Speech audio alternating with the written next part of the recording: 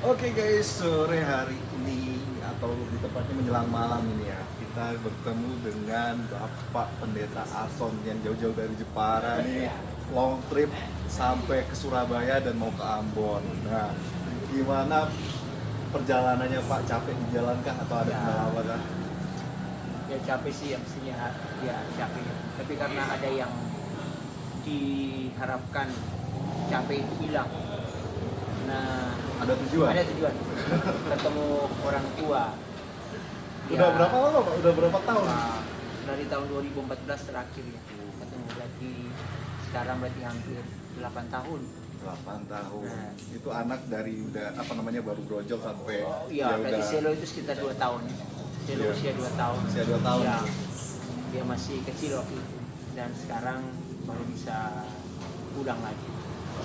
Mau ke Ambon itu Pak Arson ingat kamu ada di sini.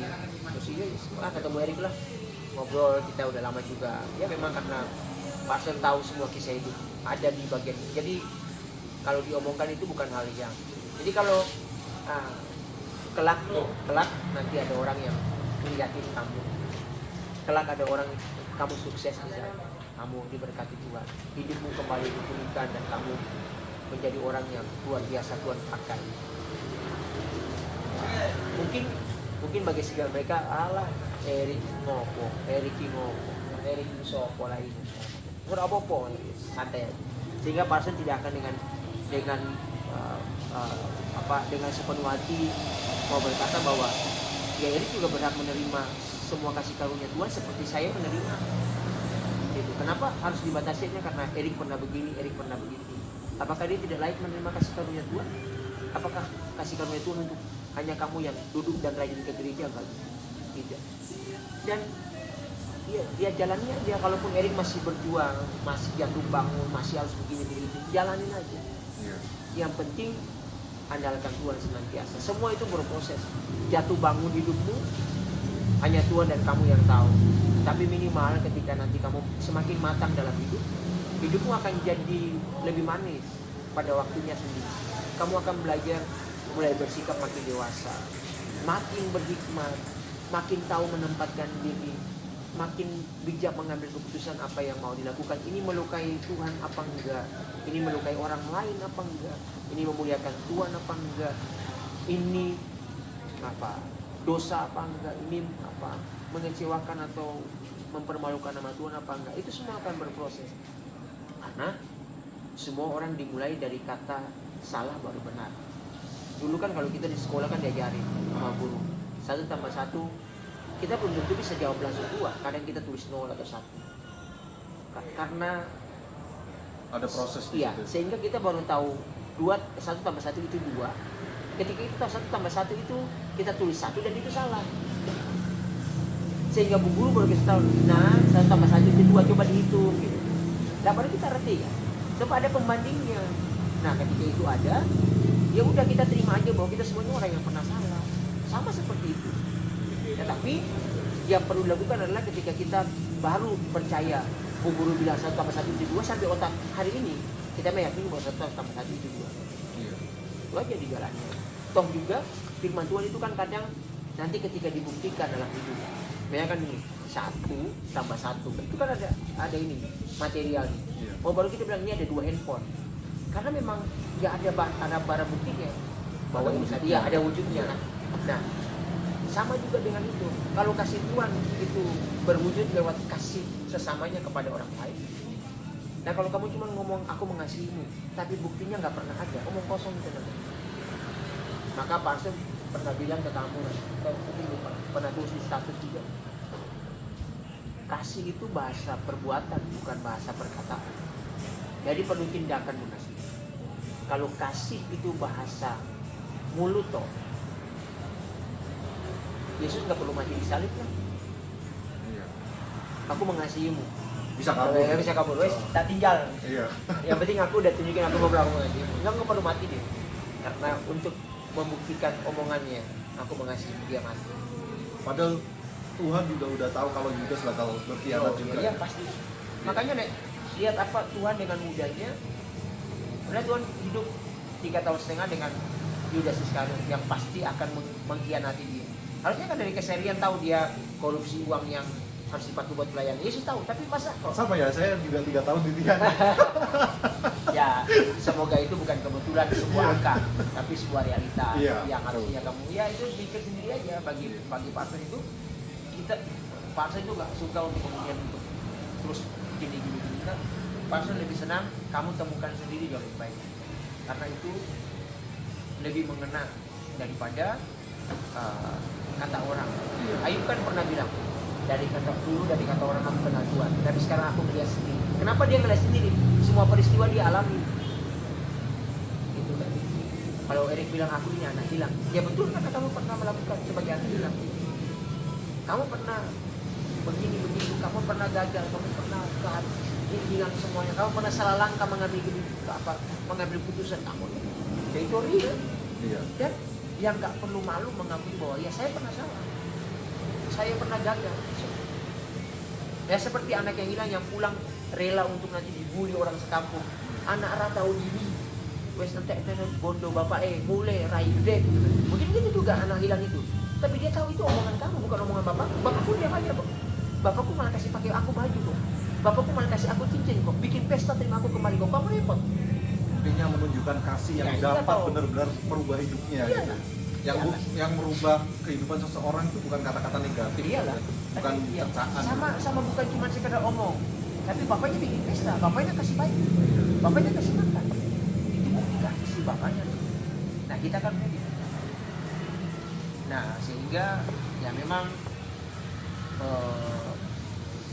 ya dalam pengembalaan misalnya harusnya kita juga melihat itu sebagai bagian, karena kita terlalu banyak ngasih ayat, ngobrol banyak sok-sok rohani malah kakek kita maju aja. Memang karena gitu, kadang kita tuh terlalu banyak lah gini. Tapi kita lupa bahwa seharusnya kita ada dengarin apa yang memang jadi ya, terima orang lain. Mungkin orang yang terbuang di luar sana, orang-orang itu layak menerima kasih Bapa dengan kamu. Banyak banget sekarang kan emang khususnya yang katanya generasi Z ini ya, itu kan memang yang ngerasain ada pressure, terus mereka krisis identitas, nggak percaya diri, ngerasa kesepian, itu mungkin ngalamin masalah-masalah seperti itu Pak. Iya, ya justru hal-hal semacam itulah yang memang harus diakui bahwa memang dunia sedang dibawa ke sana, dan makin banyak orang yang merasa terhilang karena kita tidak mampu menghadirkan kasih Kristus lewat ya perbuatan kasih yang real buat mereka. Kita terlalu gampang menghakimi. Adalah salah satu faktor besar membuat anak-anak merasa mereka tidak akan diterima karena banyak orang telah menghakimi. Saya yakin bahwa ketika mereka salah mengambil jalan hidup, tujuan kita adalah menuntun mereka kepada kebenaran tanpa menghakimi mereka. Kita tidak perlu menarik mereka seperti memasang tali di leher dan menggeret kembali dengan kasar. Kan kita perlu bilang Malah mati yang ada kalau kamu di depan itu kurang baik, balik ya. Ini jalan yang benar yang kamu pilihlah. Tapi kalau kamu mau nekat pilih jalan sana, risiko kamu tanggung sendiri. Silakan kalau kamu mau pilih jalan ini. Tapi kita sebagai hamba Tuhan tuh bilangin, jangan, kesana itu nggak baik, hasilnya nggak baik. Itu kamu jatuh di sana, depan ada jurang, sudah ada tanda di depan tuh 50 meter lagi ada jurang yang dalam. Tapi kalau kamu mau nekat terabas, siapa yang mau larang kamu juga? Itu kan hak putusanmu untuk memilih. Aku mau terabas apa enggak? Misalnya Erik bawa mobil nih, terus di depan itu ada tikungan ini, terus tulisnya hati-hati kurangi kecepatan karena ada tikungan, ada jurang. Ini tanda-tanda bohong ya. Gua jago ngetrip. Nah, ya, 19 kecepatannya 100 pada batasnya 80. Wah ya pasti. Iya. Pasti. Padahal udah diingatkan. Ya, peringat. Tapi posisi seorang bapak itu berarti harus benar-benar mempunyai hati yang besar gitu. Oh iya harus. Nah, makanya ketika kita belajar punya hati yang sebesar itu pun yang pastor terapkan kepada anak-anak di rumah. Jadi tidak akan pernah memaksa mereka, meminta mereka, atau pressure mereka bahwa kamu itu anak Pak Pendeta. Enggak, dulu mungkin ya, sekarang kagak. Iya betul status anak Pak Pendeta, tapi mereka berhak punya kehidupan mereka. Mereka berhak belajar hidup mereka sendiri, sehingga mereka temukan Tuhannya sendiri, bukan karena iman bapaknya. Teladan oke, teladan bapaknya nolongin orang atau mungkin berbuat apa hal-hal yang mungkin ada juga kadang perbuatan Pak Arson yang mungkin buat mereka nggak baik.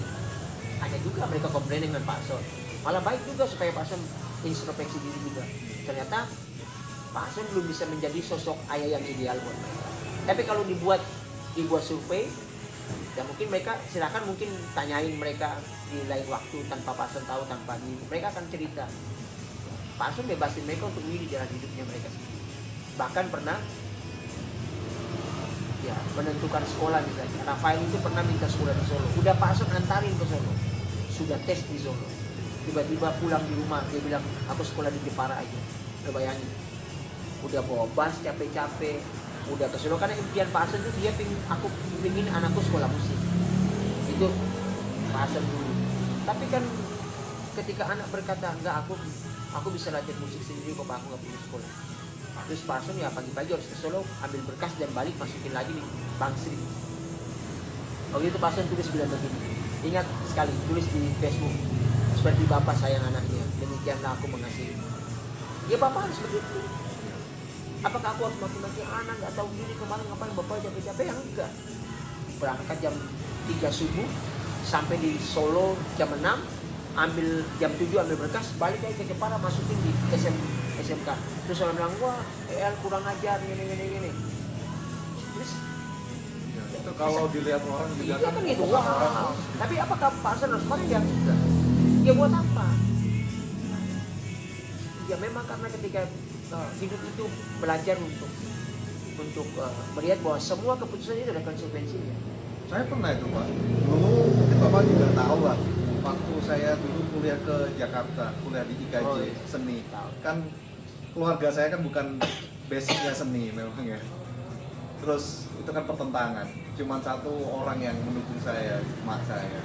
Nah, waktu saya masuk ke IKJ biayanya juga nggak sedikit. Saya sambil kuliah memutuskan untuk cari kerjaan, hingga memutuskan untuk berhenti kuliah karena saya merasa udah keenakan cari uang sendiri waktu itu.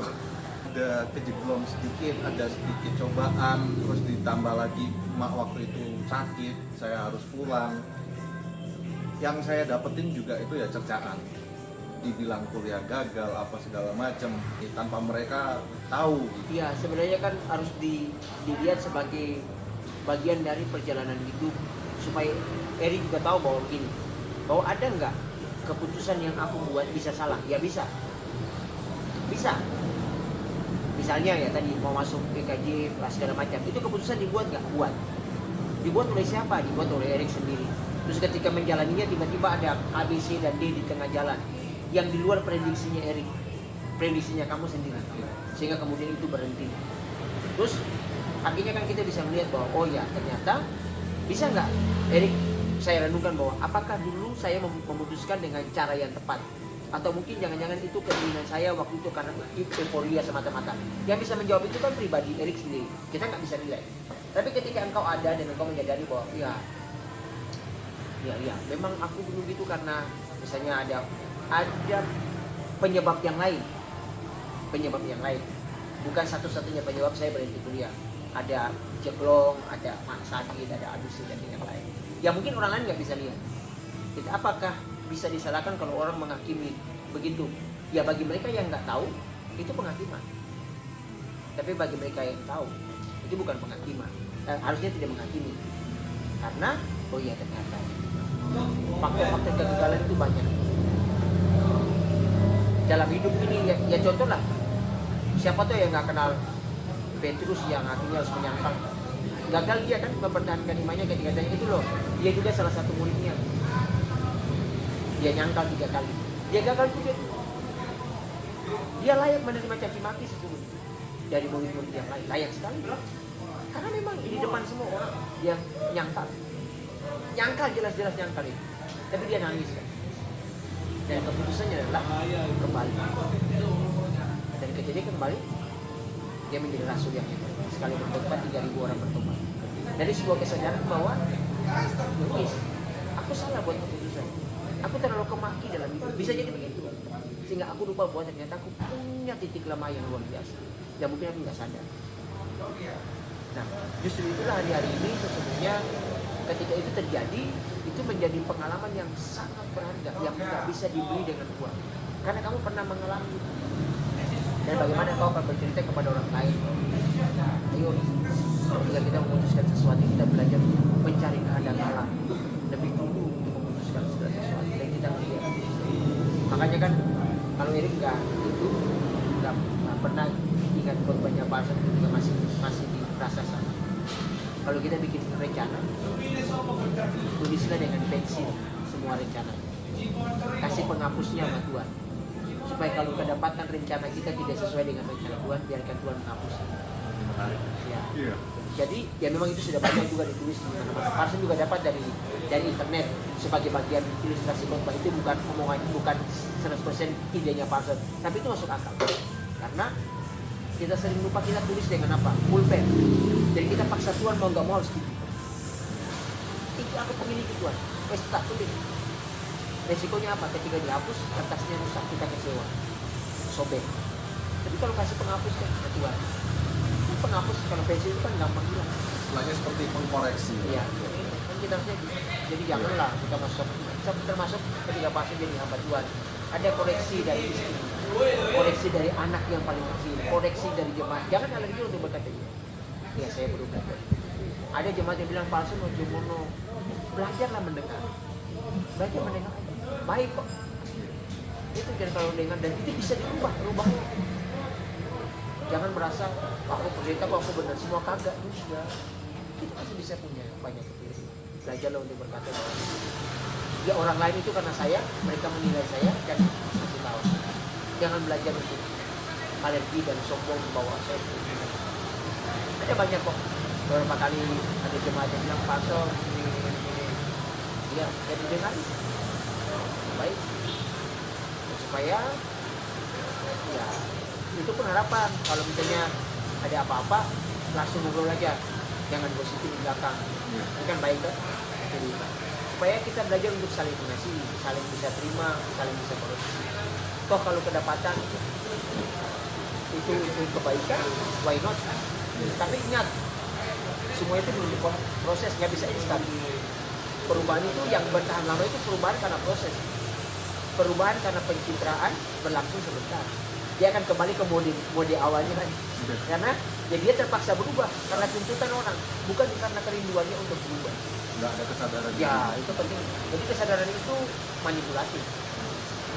Manipulasi itu memanipulasi diri. Dan dia akan kembali ke mode sebenarnya itu ketika ya dia tidak di depan orang-orang yang ingin dia berubah. Kalau di depan ingin orang berubah, dia akan berubah. Karena daripada aku mengecewakan mereka yang ingin aku berubah, aku baik aja lah. Tapi ketika tidak di depan mereka, ya wes baik. Kembali ke mode awalnya dia lagi. Kan tidak lagi. Nah yang penting kan, jadi yo anak hilang, kesimpulannya kembali bapak terima. Gak usah dengar orang lain.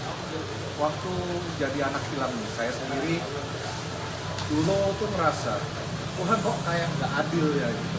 Kalau ngeliat orang lain tuh iri, oh ada yang support orang yang mau belajar, misalkan piano, orang tuanya ngelesin piano, saya nggak dapet itu. Terus sebagai manusia kan pasti ada rasa ini iri, rasa kok aku nggak di tempat yang tepat gitu, nggak di selalu isinya semua penolakan, nggak bisa mengembangkan diri sendiri, nggak bisa mencari jati diri sendiri, dan itu membuat saya akhirnya mengandalkan diri saya sendiri, bergantung sama diri saya sendiri hingga mengalami kejatuhan. Dan waktu mengalami kejatuhan, orang-orang itu 95% lah menertawakan, menghina, mencaci maki. 5%-nya doang itu yang mau mendengar. Waktu saya ada orang yang mau mendengar, itu luar biasa, saya menghargai banget gitu. Nah, mungkin yang dibutuhin orang yang tersesat kasus yang seperti itu ya Pak? Ya, memang ya harusnya kan ya demikian aja kita sudah bahas di awal-awal tadi bahwa memang hanya penerimaan aja yang bisa buat orang akan sulit. Makanya ya pasien juga harus belajar bilang penting bahwa ketika waktu Erik ada dalam problem masalah, waktu itu apa sensitivitas sebagai seorang gembala mungkin akan terganggu karena memang waktu Erik dalam problem ketika dia sudah besar baru ketahuan. Nah itu pasti sangat menyesal waktu itu karena memang rupa-rupanya ketika melihat semua baik-baik aja ternyata tidak seperti itu. Ada sesuatu yang mungkin perlu ditelaah lebih jauh. Nah itu yang membuat hari-hari ini Pak Son lebih belajar untuk lebih peka. Yang sekarang yang Pak Son lihat kalau ada apa-apa begitu yang kurang beres itu kadang mencoba untuk bertanya walaupun tidak pulga, iya kabarmu, iya suamimu, gimana hubunganmu dengan suami. Tapi kadang-kadang hanya cuma sekedar cerita sharing sama tante apa Bu Ason baru bilang ya wes, ayo kita sekarang kita ajak mereka ngobrol supaya harapannya Pak Ason tidak terulang seperti itu. Apa yang pernah terjadi kita bisa deteksi dari awal, kita bisa tahu dari awal begini. Lalu minimal yang tidak menghakimi mereka, minimal mendengar aja, minimal dengar keluh kesah mereka itu. Kadang tidak harus selalu memberi jawaban dengan kata-kata, cukup merangkul dan mendengar mereka menangis. Biarkan mereka menangis itu mereka udah merasa itu udah cukup buat mereka. Tidak perlu nasihatin mereka terlalu banyak, panjang-panjang itu mereka terus untuk. Itu yang Pak Son rasakan hari ini karena cukup dengan kasih yang tersalurkan lewat bahasa tubuh kita, lewat penerimaan kita, mendengarkan mereka bicara. Kan seringkali itu yang jadi salah itu karena kita itu karena Pak Pendeta tahu firman banyak, lebih banyak cerewet daripada yang datang konseling sama itu, sehingga dia nggak punya cukup waktu untuk cerita banyak. Kita yang ngobrol banyak, kan gitu. Sekarang itu apa yang mereka tidak ngomong sudah masih panjang, sudah belum kayak gitu ya, karena memang itu yang mereka pingin, kan. Nah dengan kita dengerin, yang minimal mereka sudah merasa bahwa apa yang jadi perlu saya nanti baru kita boleh jalan pulang mau dalam doa dan memang itu terasa sekali dampak. Kalau ngomongin masalah itu kan identiknya sama sebab dan akibat ya. Tapi ternyata kan nggak sesimpel itu. Kalau ngadepin masalah itu kan meremen kemana-mana, apalagi ada pepatah Jawa yang bilang kelinian jadi grojokan itu ya. Masalah kecil bisa jadi besar, apalagi kalau dibubuhin, tambah-tambahin. Nah, seringkali itu yang bikin orang bingung dan dia nggak ada tempat untuk mencurahkan, nggak ada yang mendengarkan. Justru itulah yang terjadi. Makanya seringkali kita dengan istilah base itu kan teman, seorang bercurhat kepada teman. Itu baik. Nah, tetapi perlu juga kita sadari bahwa ada bestie yang memang mendukung untuk hal-hal yang buruk ada juga, karena dia punya pengalaman, dia jadi patah. Tapi seringnya banyak sekarang itu orang apa ya istilahnya bestinya yang dicurhatin malah jadinya malah ke jalan yang salah. Iya, jadi itu kan penting. Nah, untuk itulah pentingnya kita menjadi pendengar yang baik minimal. Jadi jangan bosan kalau lagi diceritakan. Jangan menyela mereka kalau mereka lagi bicara. Jangan memotong mereka ketika mungkin kita merasa harusnya kamu nggak gitu kok. Harusnya kamu nggak gitu. Mungkin mereka belum sampai ke titik poin, kita udah mutusin apa yang ingin mereka sampaikan sehingga mereka tertuduh jadinya. Pak Pendeta ngomong-ngomong, aku salah. Padahal belum tentu. Kita lihat kenapa mereka bikin itu. Mereka kenapa bikin itu? Kita perlu tahu dulu, biarkan mereka. Maksudnya kan kamu nggak gitu kok lah, kamu nggak gitu itu menurut kita. Kita nggak ada di posisi dia, kenapa dia begitu? Seringkali kan kita terlalu cepat untuk memotong pembicaraan mereka. Karena kita udah tahu bahwa ternyata ya ukurannya jadi kita. Padahal kan yang bermasalah kita perlu dengarin apa ya jadi perlu pesan. Maka seringkali hanya cukup mendengarkan aja mereka udah puas tanpa harus tunggu jawaban. Karena begitu, mereka udah cukup bagi mereka. Hanya butuh didengerin aja. Iya, Nanti sekali waktu mungkin mereka bilang, oh ya ternyata ada orang yang masih mau mendengarkan aku sejelek cerita buruk, cerita yang mungkin bagi orang sampah, cerita yang mungkin bagi orang lain semua kok, boy rasa malah disyukur-syukur ke. Ada juga kan syukur boy. Nah sekarang kamu rasain, aku sekarang tadi boy di sini. Ya begitu ya penerimaan, bicara penerimaan itu harus seperti Bapak yang baik, terima semua orang apa ada tanpa harus menghakimi, tanpa harus memponisnya sebagai orang. Kalau kita memponis dia bersalah, itu senangannya iblis. Misalkan terus mempush dia, kamu salah, lihat kepada tamu kamu juga bilang kamu salah. Makin dibakar. Makin iblis akan bilang, kamu nggak punya tempat untuk diterima. Tapi ketika kita bilang, ya kamu salah ya. Tapi Tuhan itu mengubah. Kan Tuhan bilang, marilah kita berperkara. Walaupun dosa merah seperti kain besi, aku akan memutihkan seperti bulu. Itu transformasi radikal, merah putih. Siapa yang bisa buat itu? Itu radikal sekali.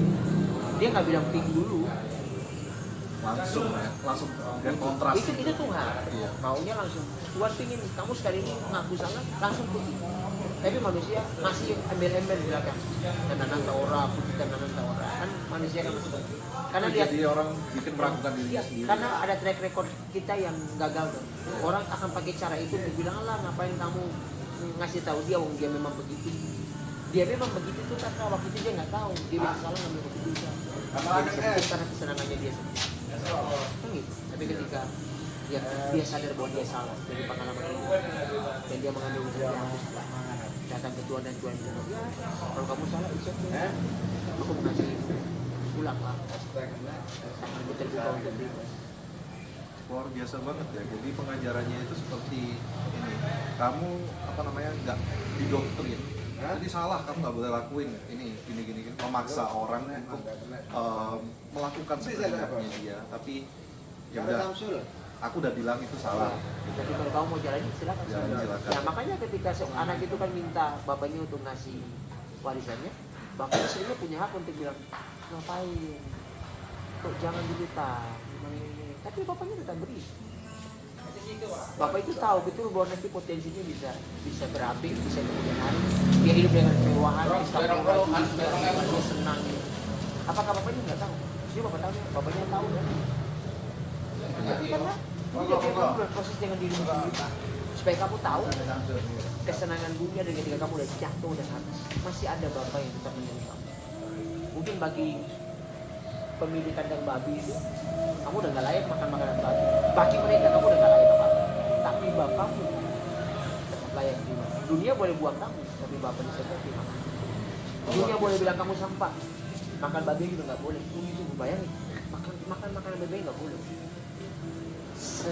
Sebegitu dunia memperlakukan orang berdosa, tapi bagi Tuhan pulang, bikin pesta, kasih cincin, kasih jubah. Itu berarti memberikan pengakuan kamu anak. Orang dunia boleh bilang kamu gini, tapi aku tahu kamu salah. Kamu anak. Every human Ya. a problem. Ya. Setiap orang punya permasalahannya masing-masing, Pastinya.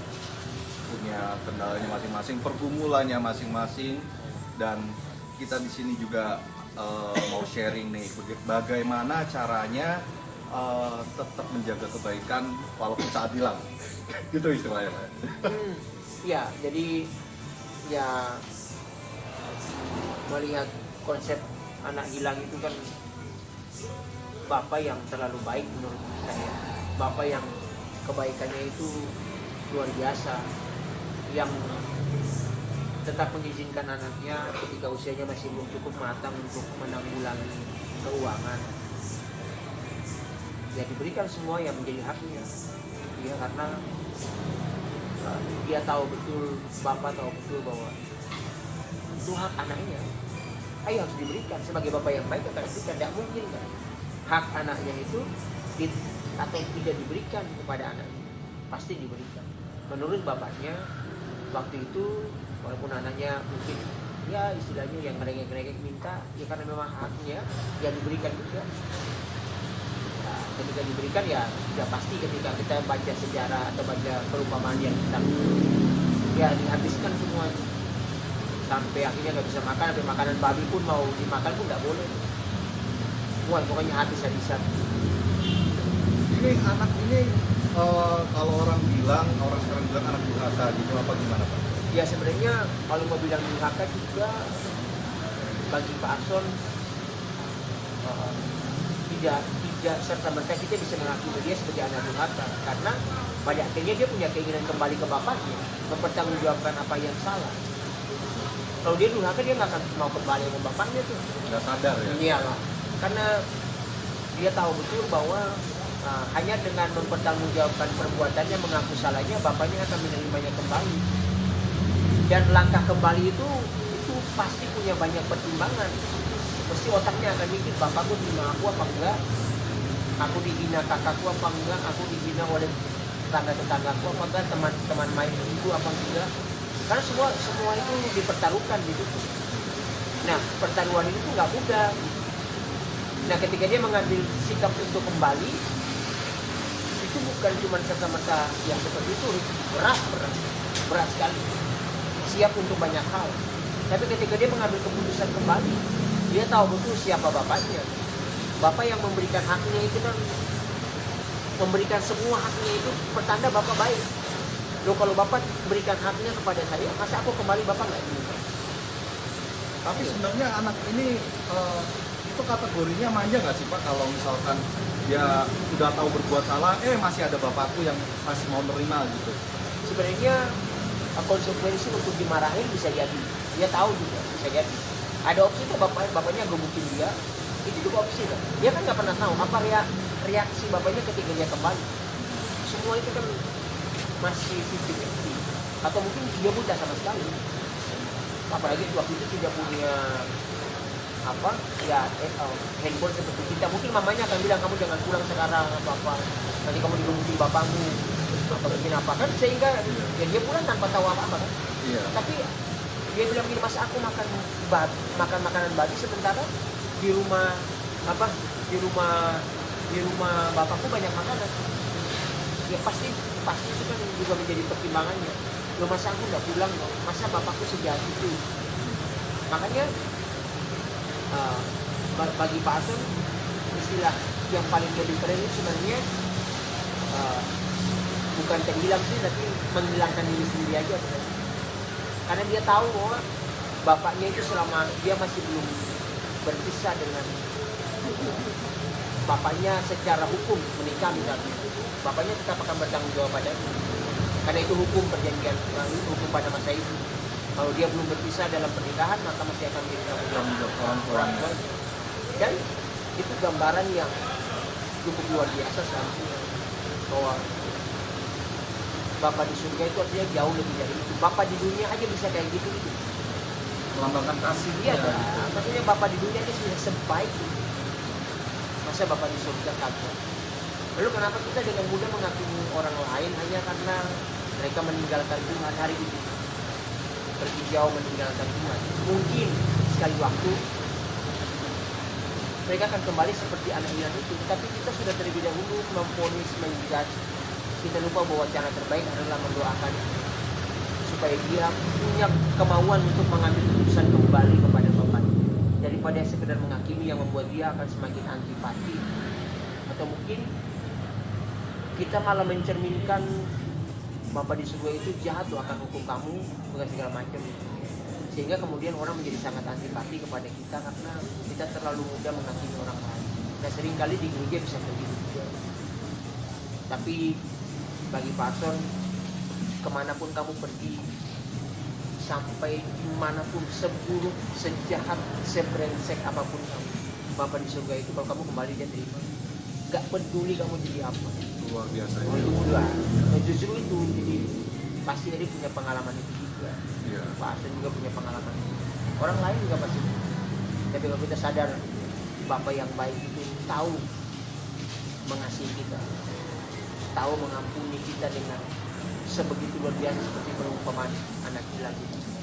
Ya kalau kamu tahu itu, sekarang kalau misalnya ada yang dengar atau ada yang lihat dan mereka merasa bahwa aku nih anak hilang, aku anak pendosa, aku udah pergi jauh tinggalkan Tuhan, udah nggak pernah ke gereja, hidup kurahkan di sana. Dengar baik-baik, Tuhan pasti tunggu kamu kembali. Kalau kamu kembali, Tuhan pasti sayangi. Kamu pergi ke ujung bumi kemanapun, kalau kamu kembali dia akan buka tangan.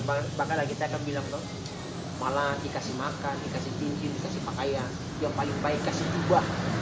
Loh, sekeren itu. Iya, kok bisa begitu? Nah, Padahal dia kan juga istilahnya seperti berkhianat ya. Makanya, dia keluar. Ya. makanya karena sering gitu kita tuh ngukur Tuhan dengan ukuran manusia. Kan banyak bapak-bapak yang gitu malah maki-maki anaknya, "Woi, minggat sama umat." Karena itu lambang manusia di dunia itu, iblis ingin merusak supaya manusia beranggapan bahwa bapak di dunia itu kayak gitu loh. Jadi bapak di surga juga persis, nanti marah juga. Padahal kagak. Bapak di surga itu enggak gitu. Jadi kayak mengkotakkan Tuhan. Iya gitu lah ya, kan. Jadi malah kita membuat seakan-akan itu ya wes, kasih Tuhan itu sebatas yang kamu lihat, kasih manusia yang berdasarkan kondisi. Kalau kamu kasih aku, ya aku gantian mengasihi kamu. Kalau kamu sebagai anak hidup baik, aku pasti baikin kamu.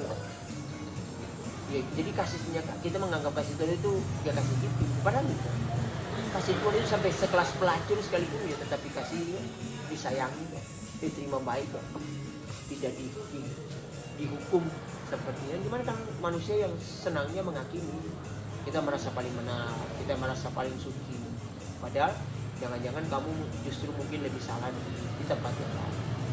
Mungkin dosamu A, dia C, lalu kamu sengaja membunuh dia. Oh, kamu itu dosa C, padahal kamu lupa kamu punya dosa A.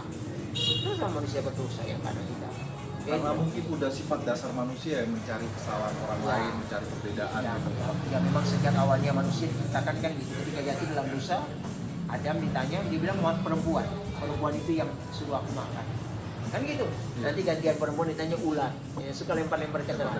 Nah, lempar-lempar. Makanya ketika seorang anak itu kembali, bapaknya itu tidak melempar kesalahan kepada anaknya, wis takandani itu, kowe salah bisa jalur warisanmu dulu. Artinya kan kamu tunggu kamu matang dulu baru kamu begitu. Nah, buktinya sekarang apakah ada kata-kata itu di situ? Nggak ada. Bapaknya nggak perlu tanya apa yang terjadi pada kamu sendiri. Bagi dia, kamu pulang, aku terima kamu kembali apapun segembel-gembelnya kamu, serusak-rusaknya kamu. Pokoknya sampai bau, sampai tidak punya apa-apa, kamu pulang, bapak akan mandiin kamu, kasih pakai baju yang baik karena dia bapaknya kamu, dia sayang makanya. Kasihnya dia. Tuhan tanamkan. Iyalah, itu harusnya kan kita semua berlaku seperti itu. Kalau anak sudah hilang atau saudara kita hilang, janganlah menghakimi, tapi buka tanganlah, terimalah dia. Jangan mencaci maki atau bilang begini, enggak. Itu tadi Bapak kan ada sedikit cerita soal gambaran kasih Bapak yang diaplikasikan di dunia, bisa kita lihat wujudnya gitu ya Pak. Itu mungkin bisa diterangin Pak? Nah iya, karena rata-rata tuh ya itu tadi ya Pak, yang Pak Sen bilang, manusia itu kan memang harusnya jadi teladan. Jadi gini loh, Bapak di surga tahu memberikan pemberian yang baik kepadamu. Kalau engkau minta roti, masa bapakmu di surga, masa kamu beli batu kan? Tidak mungkin. Itu Bapak di dunia aja begitu, apalagi Bapak di surga. Kan gitu. Itu berarti Tuhan mau kita ini merepresentasikan Bapak di surga. Tapi karena iblis tahu Bapak-bapak di dunia ini sasaran empuk untuk membuat image tentang Bapak di surga itu berubah dengan kelakuan Bapak-bapak di dunia ini. Sehingga Bapak-bapak di dunia ini menjadi Bapak-bapak yang sangat garang, ya wis pokoknya wis minggat to kowe. Nek kowe ora manut aku minggat to kowe. Aku wis ora sudi bakar lihat batang hidungmu rasa mulai. Kan gitu. Ya itu yang terjadi kalau kita nonton sinetron apa gitu kan. Kadang begitu tuh yang ditunjukkan. Kalau ini tidak manut sama orang tua gini, bapak langsung caci maki segala macam, sumpah-sumpahin anaknya. Padahal kan nggak gitu. Bapak itu kan, coba lihat ketika kembali apa bapaknya bilang, dasar anak durhaka kamu, saya kira ngapain kamu pulang enggak? Dia nggak perlu tanya. Bagi dia itu buka tangan, terima dia kembali dengan apa adanya dia. Nah itu baru kasih yang sejati. Yang memang kalau mau diukur manusia itu memang jarang akan ada orang bisa seperti itu. Tapi ketika Tuhan menggambarkan itu sebagai manusia yang real nyata, itu berarti bukan manusia, itu bukan berarti tidak ada manusia yang tidak dapat melakukannya. Harusnya bisa. Caranya gimana? Kita terima dulu pengampunan Tuhan. Kalau kita sadar Tuhan mengampuni saya, maka aku juga akan bisa mengampuni orang lain seperti Tuhan mengampuni saya. Jadi orang yang bisa mengampuni orang lain itu orang yang telah sungguh-sungguh menerima pengampunan dari Tuhan. Sadar diri. Sadar. Aku juga dulu kayak gitu. Makanya ketika Eri punya persoalan yang Pak Ason tahu, orang lain punya persoalan, Pak Ason akan mencoba menjadi seperti aku, mengetahui. Jadi dia akan pernah memahami aku gini. Mungkin kita bisa sebagai hamba Tuhan, mungkin ada banyak tuh firman Tuhan bilang gini. Apakah terus lantas firman Tuhan itu kita pakai untuk menghakimi orang lain? Kan nggak bisa. Tidak akan bisa merubah orang itu. Ketika kita bisa menerima, ketika bisa mendengarkan ketika bisa terima semua curhatan mereka, ketika mungkin bisa terima semua keluh kesah mereka, semua yang mereka ceritakan, semua problematika yang mungkin secara ilmu teologi yang didapatkan di sekolah, harusnya gini, harusnya gini. Kayaknya keren, tapi realitas di belakang nggak bisa gitu. Butuh hikmah, butuh kasih, butuh penerimaan. Kadang hanya membuka tangan dan memeluk tanpa perlu berkata-kata, orang akan merasakan seberapa besar engkau mengasihi. Bener banget. Iya, cuma cukup buka tangan, peluk. Ada hal yang bisa disampaikan dengan kata-kata itu real tuh. Iya, jadi hanya dengan tepukan tangan di bahu. Makanya sering kalau pasien ketemu, sekarang itu sering tepuk bahu dengan siapapun itu, karena memang merasa bahwa orang akan merasa tepukan bahumu itu tulus apa enggak. Bisa kerasa kok. Mungkin kita nggak perlu, dia datang dengan pergumulan gitu, dia nggak mampu menceritakan karena mungkin saking bebannya. Ketika kita gini, dia merasa bahwa ini, ya gitu kan, itu harusnya gitu. Nah itu, dan kita harus belajar untuk selalu membuka tangan untuk siapa aja tanpa memandang kelas ekonomi, kedudukannya di gereja, kaya atau miskin. Belajar untuk terima semua. Nah ketika kita belajar terima semua orang, memperlakukan semua orang sama, karena memang kita sama di mata Tuhan. Gak ada yang, semua manusia berdosa yang layak menerima pengampunan. Bukan orang yang klasifikasinya yang gereja, yang rajin ibadah, persembahannya paling banyak dan segala macam. Nggak bisa begitu. Jadi kita harus melayani atau menerima semua orang dengan segala keberadaan. Bahkan justru orang-orang seperti yang layak sesungguhnya memperoleh kasih tanpa batas itu. Kalau di sini saya sih kemarin dapat kata-kata berkat yang luar biasa, Pak. Firman Tuhan bilang begini, kamu diberkati menjadi berkat. Ya, itu sama prinsipnya. Nah, kamu dipulihkan untuk memulihkan orang lain. Itu kan hukumnya sama. Jadi kamu harus mengalami dulu bahwa kamu bisa bikin ke orang lain. Kamu tidak akan mungkin bisa memberkati orang lain tanpa kamu merasa kamu diberkati Tuhan. Gitu loh. Makanya omong-omongan kita tadi kan di sana. Semua orang itu misalnya setiap kali kamu merasa hidupmu diberkati, apa aja, diberkati dengan kekuatan.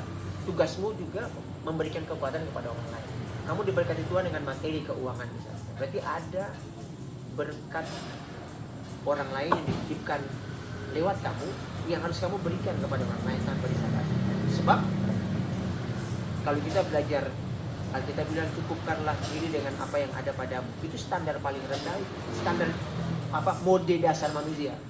Itu tercukupi, makan, minum, pakai. Selebihnya itu bonus dari itu.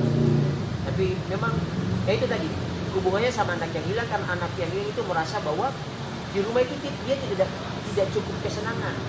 Dia cari kesenangan di luar, mencari banyak. Padahal tinggal dengan bapaknya aja, menikmati berkat bapaknya begitu. Dia merasa itu kurang, dia cari di luar. Itu masuk di mengandalkan diri sendiri nggak? Oh iya, pasti karena dia merasa bapaknya kaya toh, bapaknya punya, aku harta banyak, aku uang banyak. Tapi seberapa mampu itu menjaga itu kan nggak bisa. Ya buktinya banyak orang-orang yang memang dulu. Jadi mungkin gue punya pengalaman, aku dulu punya ini punya, tapi tiba-tiba ketika Tuhan ambil, itu kan berarti aku nggak bisa apa-apa. Iya, betul. Jadi kalau Erik bisa cerita tentang dia itu pasti pengalaman masa lalu itu kan menjadi apa? Catatan sejarah buat kamu sendiri bahwa ya iya aku dulu mungkin mengandalkan kekuatan itu. Sehingga ketika Tuhan ambil itu berarti mau kasih pelajaran bahwa kamu nggak bisa ngendaliin itu. Iya. Kamu nggak bisa. Ternyata buktinya ya aku nggak bisa apa-apa kalau Tuhan ambil. Aku salah nata jalan itu, aku salah begini. Nah sekarang ketika Tuhan ambil dan engkau mulai dari nol, aku akan merasa bahwa ya sekarang aku dipertemukan orang-orang baik. Aku ditemukan dengan orang-orang yang aku punya banyak sekali pelajaran-pelajaran ini yang aku dapatkan dari sana. Itu malah baik. Cuman ketika orang memang, makanya kita akan bilang terkutuklah kan orang yang mengandalkan kekuatan. Jadi berbahagia orang yang mengandalkan kekuatan. Jadi sah juga sebenarnya Tuhan juga nggak akan langsung marah begitu, langsung marah, langsung pedot kamu atau langsung nyegat kamu di depan, kagak gitu. Makanya ketika minta dia kasih. Malah orang yang biasanya ngomong kayak gitu, kamu itu berdosa, Tuhan nggak akan ngampunin kamu gitu. Yang ngomong yang mereka. Iya. Padahal Tuhan kan kagak. Makanya Tuhan, katanya kalau Tuhan jahat sekali atau Tuhan harusnya kan tahu kenapa kalau pemberian warisan dari awal mencelakakan anaknya, kenapa dikasih dia? Itu kan Tuhan mau bilang begini, itu loh lihat, semua hal yang duniawi itu sifatnya sementara, tidak akan mampu membuat kamu bertahan menghadapi semua, karena dia akan habis. Tapi kasih Tuhan yang nggak pernah habis, cinta Tuhan yang nggak pernah habis. Kan ada lagunya, namun ada cinta yang tak pernah berlalu, cinta yang ku dapat darimu. Nah itu cinta dapat dulu, lupa pada lalui rentangan sang waktu, kau mati bagi berkorban untuk dirimu. Nah ini kan gitu kan. Jadi bayangkan tuh, cinta yang tidak pernah berakhir. Ya semua yang kita punya, uang itu nanti kalau pakai dan habis ya dia akan nol. Kamu gak punya apa-apa. Bakal dunia, kamu gak punya apa-apa. Tapi kalau kamu menggunakan cinta yang tidak pernah berakhir kan, dia akan terus ada. Kamu mau jatuh bangun, cinta itu tetap ada. Kamu mau pergi sampai ujung bumi, cinta Tuhan tetap ada. Kalau cinta Tuhan tetap ada, kenapa manusia nggak bisa merepresentasikan cinta Tuhan itu kepada sesamanya? Karena dia merasa paling benar, dia merasa yang sudah pergi itu sudah tidak layak menerima kasih Tuhan, sehingga mudah menghakimi orang lain. Harusnya itu dijauhkan dari kita. Orang-orang gereja itu harusnya menyadari bahwa aku juga mantan pendosa yang bisa buat salah sewaktu kemudian hari. Tapi di perfect lah. Ya itu kan gitu. Jadi apakah ketika misalnya Erik dulu itu salah mengambil langkah, apa kita harus terus marah, merasa gitu? Ya kagak perlu, karena Tuhan mengizinkan itu terjadi supaya kita belajar. Jadi belajar arti kehilangan, arti mengandalkan kekuatan sendiri, bagaimana Tuhan mengerjakan semua yang pernah ada dan sekarang hilang dan akan kembali. Itu kan semua jalannya Tuhan.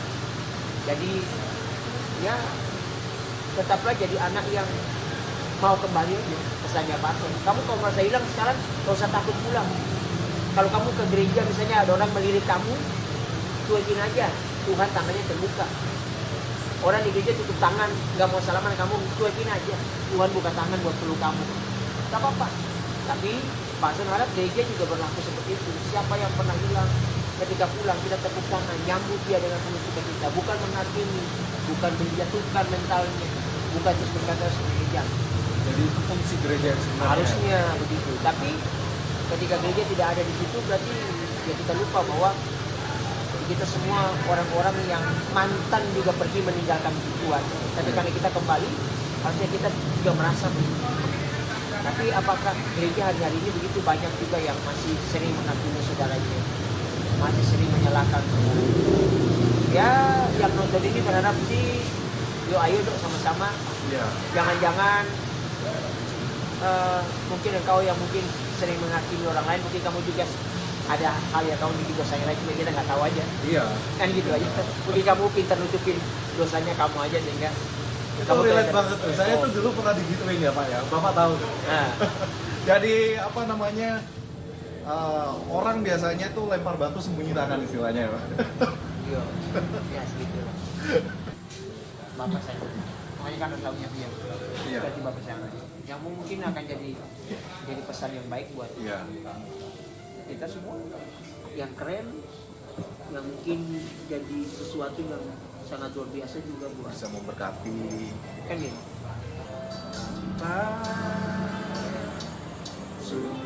Sungguh kasih setiamu, nyata sungguh perlindungan. Tuhanmu, tak satu kuasa mampu pisahkan aku dari kasih-Mu. Bapa, ajarku selalu hormati-Mu, ajarku turut perintah-Mu, berikan ku hati untuk menyembah-Mu dan bersyukur setiap waktu, seperti Bapa sayang anaknya, demikianlah Engkau mengasihiku. Kau jadikan biji mata-Mu, Kau berikan semua yang ada padamu, seperti Bapa sayang anaknya, demikianlah Kau menuntun langkahku. Hari depan indah Kau beri, rancangan-Mu yang terbaik bagiku.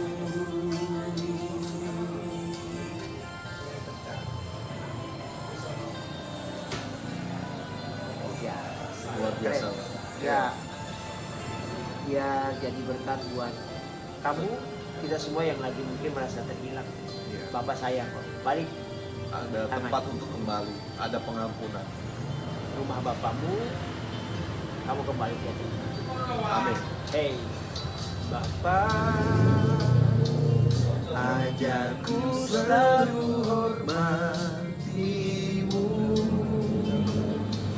ajarku turut perintah-Mu, berikan ku hati untuk menyembah-Mu dan bersyukur setiap waktu, seperti Bapa sayang anaknya, demikianlah Engkau mengasihiku.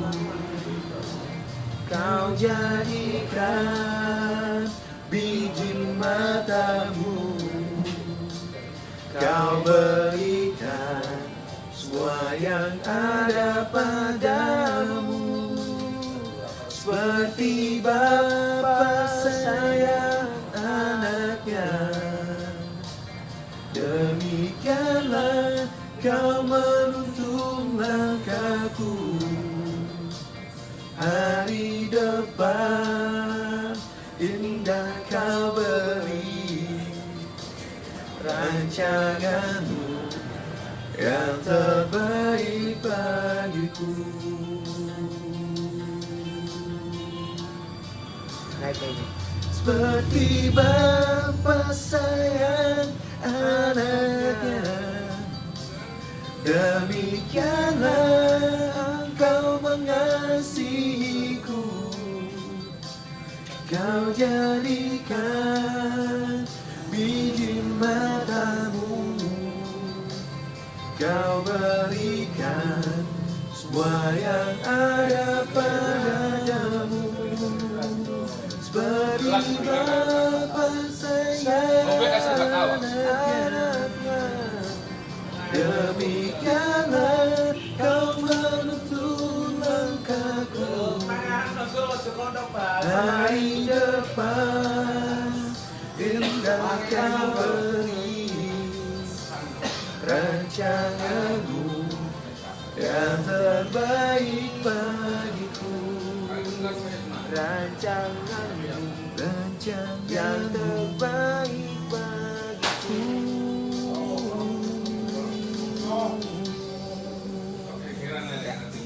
Ya, Oke, Tuhan baik. Tuhan memberkati. Thank you.